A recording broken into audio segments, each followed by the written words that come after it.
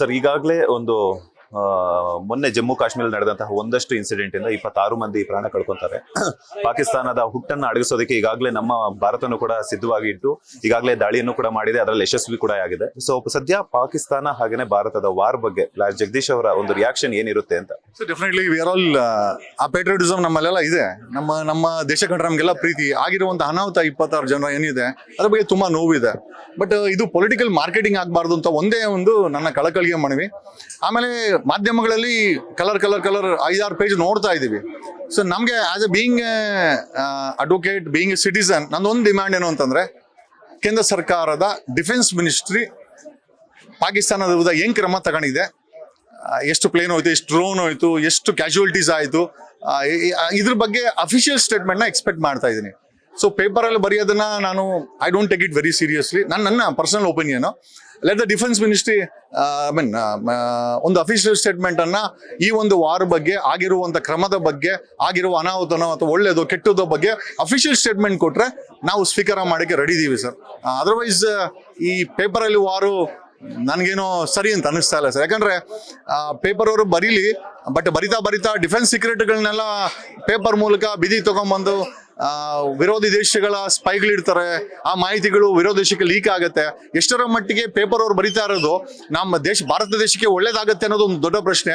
ಅದರ ಬದಲಾಗಿ ವಿರೋಧ ದೇಶಗಳಿಗೆ ಎಲ್ಲೋ ಮಾಹಿತಿಗಳು ಲೀಕ್ ಆಗ್ತಾ ಇದೆಯಾ ಪೇಪರ್ ಮೂಲಕ. ಮಾಧ್ಯಮದವರು ಜವಾಬ್ದಾರಿಯಿಂದ ಬರೆದ್ರೆ ಒಳ್ಳೆಯದು. ಬರೆಯೋ ವಿಚಾರಗಳನ್ನ ಕ್ರೇಜಿ ಆಗೋ ಅಥವಾ ಪ್ರಮೋಷನ್ಸ್ಗೋಸ್ಕರ, ಪೊಲಿಟಿಕಲ್ ಮೈಲೇಜ್ಗೋಸ್ಕರ ಬರೆಯೋದೆ ಒಂದು ಸ್ಪಷ್ಟತೆ ಇರಲಿ.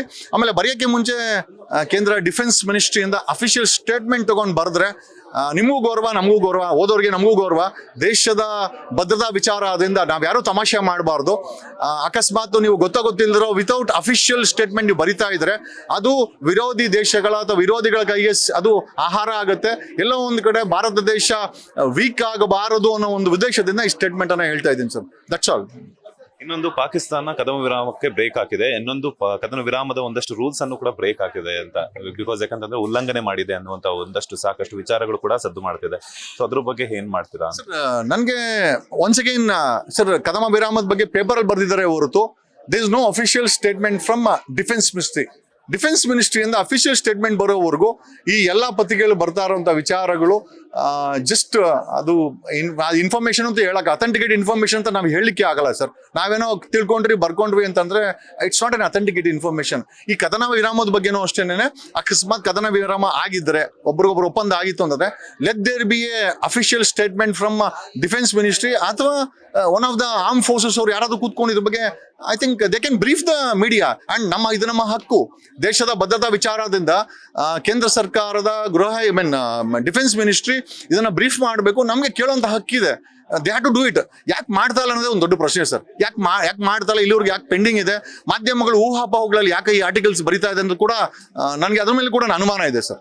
And after all this we love India, we are Indians and we support ಭಾರತದ ಈ ಒಂದು ಏನೇ ಕ್ರಮ ತಗೊಂಡ್ರು ಜೊತೆ ಇರುತ್ತೆ. ಬಟ್ ಯುದ್ಧ ಅನ್ನೋದು ಎಲ್ಲದಕ್ಕೂ ಈಗ ಪಾಕಿಸ್ತಾನಕ್ಕೆ ಒಂದಷ್ಟು ಜನ ಸಪೋರ್ಟ್ ಮಾಡಕ್ ಬರ್ತಾರೆ, ನಮ್ಮ ಹತ್ರ ಸಪೋರ್ಟ್ ಮಾಡಕ್ ಬರ್ತಾರೆ. Both are nuclear equipped. Gujarat ತುಂಬಾ ಹತ್ರದಲ್ಲಿದೆ, ರಾಜಸ್ಥಾನ್ ತುಂಬಾ ಹತ್ರದಲ್ಲಿ, ಪಂಜಾಬ್ ತುಂಬಾ ಹತ್ರದಿದೆ. ಅಕಸ್ಮಾತ್ ಏನಾದ್ರು ನ್ಯೂಕ್ಲಿಯರ್ ಅನಾಹುತಗಳಾಯ್ತು ಅಂತಂದ್ರೆ ಅದರ ಬೆಲೆಯನ್ನ ಜಪಾನ್ ನೋಡಿದ್ವಿ. ವಿ ಲಾಸ್ಟ್ ಏನೋ ಹಿರೋಶಿಮಾ ನಾಗಸಾಕಿ ವಿಚಾರ ಏನಾಯ್ತು, ಮತ್ತೆ ರೀಬಿಲ್ಡ್ ಆಗ್ಲಿಕ್ಕೆ 50 years ಆಯ್ತು. We are not for the war or against the war. ಏನೇ ಮಾಡೋದು ಸರ್ಕಾರ ಜವಾಬ್ದಾರಿಯಿಂದ ಮಾಡ್ಲಿ ಅಂತ ಹೇಳಿ. ಯಾಕಂದ್ರೆ ಪಾಕಿಸ್ತಾನ ಹತ್ರ ಕಳ್ಕೊಳಕ್ ಏನೂ ಇಲ್ಲ, ಅವ್ರು ಆಲ್ರೆಡಿ ನಾಶ ಆಗ್ಬಿಟ್ಟಿದ್ದಾರೆ. ಹಾಗಾಗಿ 50 ವರ್ಷದ 78 ವರ್ಷದಲ್ಲಿ ಭಾರತ ತುಂಬಾ ದೊಡ್ಡ ಮಟ್ಟಕ್ಕೆ ಬೆಳೆದಿದೆ. ಸೊ ಅನಾಹುತಗಳು ಏನೋ ಆಗ್ದಿದ್ದಂಗೆ ವಾರ್ ಮಾಡಂಗಿದ್ರೆ ಮಾಡ್ಲಿ, ಬುದ್ಧಿ ಕಲಿಸ್ಲಿ ಅಂತ ಹೇಳ್ತೀನಿ ಸರ್. Thank you sir.